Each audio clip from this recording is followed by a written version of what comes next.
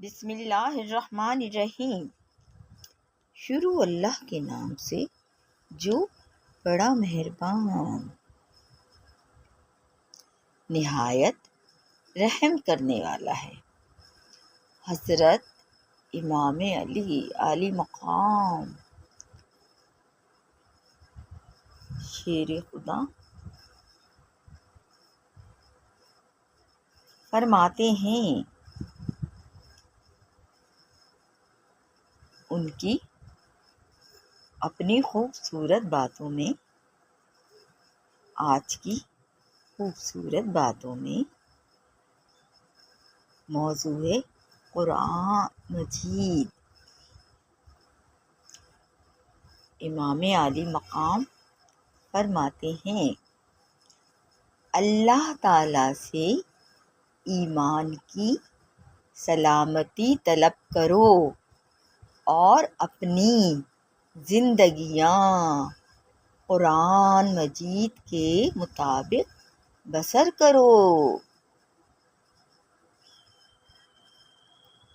قرآن مجید راہ ہدایت ہے، جبکہ بڑھاپا موت کی خبر لاتا ہے۔ قرآن مجید کی تعریف یہ ہے کہ یہ سچا کلام ہے، اس کو کسی کی نفسانی خواہش اپنے مطلب کے لیے نہیں بدل سکتی، اور لوگوں کے شبہات اور مختلف معنوں سے اس کے مطالب حقیقی میں فرق نہیں پڑتا۔ ایمان کا ثمرہ تلاوت قرآن ہے۔ قرآن مجید کا ظاہر خوبصورت، اس کا باطن خوشنما اور گہرا ہے، اور اس کے عجائبات ختم ہونے والے نہیں، اور اس کی غرائب کی کچھ انتہا نہیں، اور گمراہی و جہالت کے اندھیرے اسی سے دور ہوتے ہیں۔ بہترین ذکر قرآن مجید کی تلاوت ہے۔ گمراہی کی بے شمار باتیں ایسی ہیں جن کے ثبوت میں احمق قرآن مجید کی آیات کو دلیل بناتے ہیں اور ان کو عمدہ صورت میں دکھاتے ہیں، جس طرح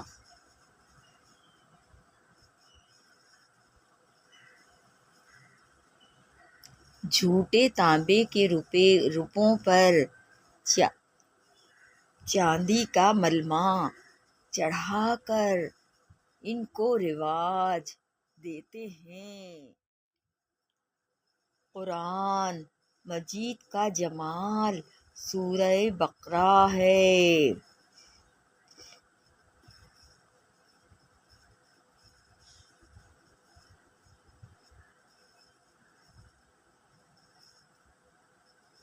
اور قرآن مجید کا جمال سورۃ البقرہ اور سورہ آل عمران ہے۔ قرآن مجید سیکھو، یہ دلوں کو حیاتی بخشتا ہے۔ مستقبل قریب میں تمہارے اندر ایک ایسی جماعت ظاہر ہو، مجید کو بطور تعویل سروں پر اٹھائے گی، اور وہ حضرت محمد مصطفیٰ صلی اللہ علیہ وآلہ وسلم کے نقش قدم پر چلتے ہوں گے۔ جیسا کہ حضرت محمد مصطفیٰ صلی اللہ علیہ وآلہ وسلم نے قرآن مجید کی تعلیمات کی روح سے جہاد کیا، اور یہ لوگ قرآن مجید میں تبدیلی اور تعویل کرنے والوں سے جہاد کریں گے، اور اللہ تعالیٰ کی یہ پیش گوئی آخر زمانے میں پوری ہوگی۔ قرآن مجید وہ ناصح ہے جو کبھی دھوکہ نہیں دیتا، اور ایسا بہترین رہنما ہے جو کبھی راستے سے بھٹکنے نہیں دیتا، اور ایسا صادق البیان ہے کہ کبھی جھوٹ نہیں بولتا۔ قرآن مجید روز حشر تمہارا بہترین وسیلہ ہوگا۔ ان لوگوں کے لیے کامیابی ہے جو لوگوں کے لیے دنیا سے بے رغبت اور آخرت کے طلبگار ہیں۔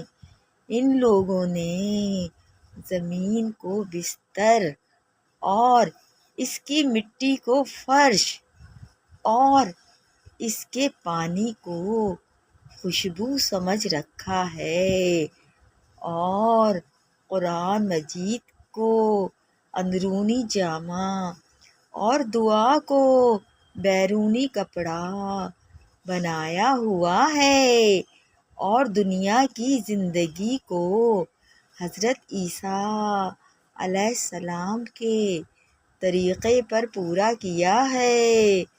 قرآن مجید کے نزول کے بعد کسی شخص کے لیے دین کے کاموں میں کوئی احتیاج باقی نہیں،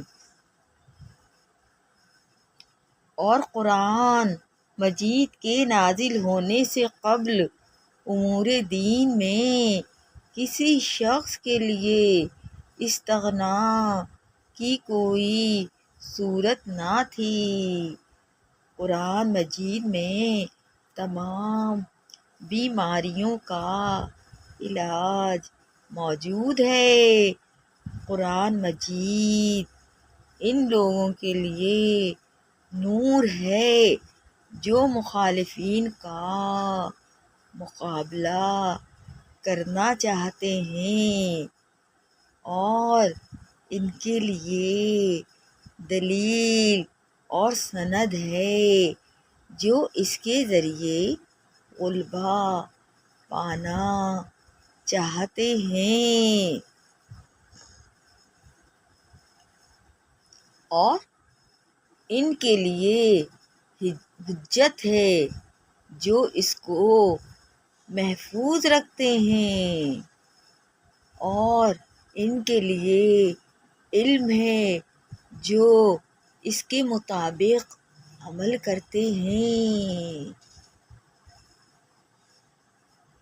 عہد شکنی سے پرہیز کرو، کیونکہ یہ قرآن مجید کی تعلیمات کے خلاف ہے۔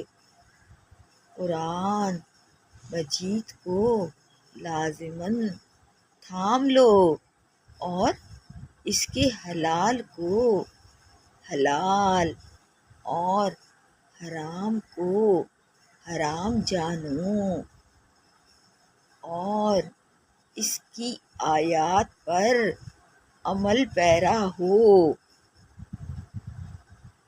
اور اسے کسی جاننے والے کے سپرد کرو۔ یا اللہ پاک ہم سب انسانوں کو، اور خاص قرآن مجید جو کہ ایمان کی سلامتی کا ضامن ہیں اور اپنی زندگیاں قرآن مجید کے مطابق بسر کریں۔ اللہ پاک ہم سب انسانوں کو اور خاص مسلمانوں کو قرآن پاک جو کہ راہ ہدایت ہے اس پہ عمل کرنے کی توفیق عطا فرما، اور اپنے پیارے حبیب احمد مجتبیٰ محمد مصطفیٰ صلی اللہ علیہ وآلہ وسلم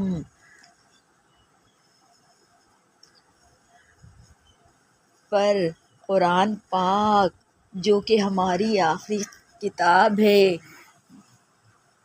جو قیامت تک رہنے والی کتاب ہے، جو اللہ پاک نے اپنے پیارے حبیب اپنے پیارے رسول محمد مصطفیٰ صلی اللہ علیہ وآلہ وسلم پر نازل فرمائی۔ اللہ پاک ہم سب مسلمانوں کو اس پر چلنے کی توفیق عطا فرما، اور اپنے پیارے حبیب احمد مجتبیٰ محمد مصطفیٰ صلی اللہ علیہ وآلہ وسلم اور حضرت علی شیر خدا کے اسوہ حسن پر چلنے کی توفیق عطا فرما، آمین۔ جزاک اللہ خیرہ۔